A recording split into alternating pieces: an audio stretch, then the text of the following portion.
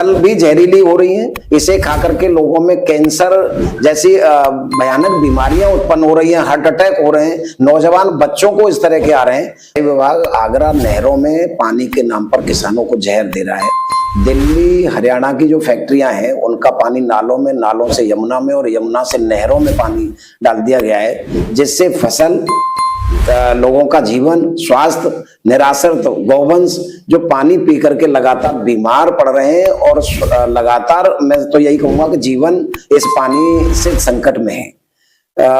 कई बार इस तरह की मांगे हमने सिंचाई विभाग से उठाई। स्वतंत्र देव सिंह जी जो सिंचाई मंत्री हैं हमारे, हमने उनसे भी 2 बार ये कहा है कि साहब इस पानी को जो जहर इसमें डाला जा रहा है, जो केमिकल डाला जा रहा है, उसे रुकवाइए, स्वच्छ पानी किसानों को नहरों में दिया जाए। क्योंकि सरकार भी चाहती है कि किसान जैविक खेती और प्राकृतिक खेती की तरफ बढ़े। किसान बढ़ना भी चाह रहे हैं, प्रेरित हो रहे हैं, लेकिन नहर में ही जहर आ रहा है तो फिर किसान कैसे जैविक खेती पर निर्भर हो सकता है। निश्चित रूप से ये सिंचाई विभाग आगरा को भी कहा गया। मैं एक्सीएन साहब ने हमको अवगत कराया कि साहब हमने सैंपल ले लिया है, जांच के लिए भेजा है, जबकि डीएम साहब ने ये निर्देशित किया था, मेरा स्वयं का नाम लेकर के ये कहा था डीएम साहब ने कि नहरों में एक किसान प्रतिनिधि को साथ में लेकर के ही सैंपल भरा जाए और उसकी जांच कराई जाए।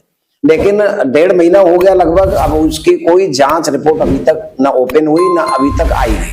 इस मांग को हमारी को आगे बढ़ाते हुए हमारे भाजपा किसान मोर्चा के राष्ट्रीय अध्यक्ष सांसद आदरणीय राजकुमार चाहर जी ने दिल्ली की मुख्यमंत्री आदरणीय रेखा गुप्ता जी से भी ये विषय रखा है और उनसे कहा है कि जो दिल्ली की फैक्ट्रियों का जो केमिकल हमारी नहरों में आ रहा है उसको अविलंब रुकवाया जाए। नहरों में जो केमिकल युक्त पानी आ रहा है उससे क्या फसलों के उत्पादन पर भी असर पड़ता है? निश्चित रूप से जो जमीन है, जब जमीन ही कमजोर हो रही है, उस पर जमीन पर इस जहरीले पानी की लेयर बन रही है और उस लेयर के कारण से जमीन की उपजाऊ शक्ति खत्म हो रही है। मैं समझता हूं अगर इसी तरह से अगर अधिक रासायनिक खाद दवाओं का और जो नहर में जो जहरीला पानी आ रहा है और यही चलता रहा तो 10-15 साल में जो जमीन है, कृषि की भूमि है, वो निश्चित रूप से बंजर हो जाएगी, किसान बेरोजगार हो जाएंगे। इसे रोका जाना बहुत आवश्यक है। स्वास्थ्य पर प्रतिकूल पड़ रहा है असर और उत्पादन, मैं समझता हूं किसानों का उत्पादन इस जहरीले पानी और अंधाधुंध दवाओं के प्रयोग के कारण से आधा रह गया है। सहरसा आगरा में कौन कौन सी नहरें हैं जिनमें केमिकल युक्त पानी इस समय चल रहा है? हमारे यहाँ आगरा में ओखला से जो नहर आ रही है, इसमें फतेहपुर सीकरी बड़ी नहर है जिसे हम एफएस ब्रांच बोलते हैं। दूसरी हमारा रजबा है, आगरा टर्मिनल रजबा।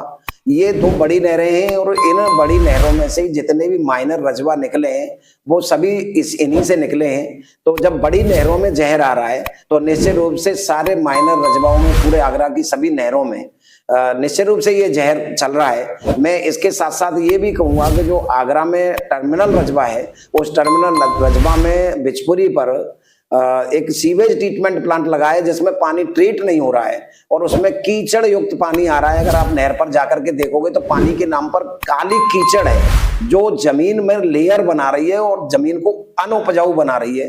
किसान, अगर ये नहीं रोका गया तो किसानों की जमीन बंजर हो जाएंगी और किसान बेरोजगार हो जाएंगे।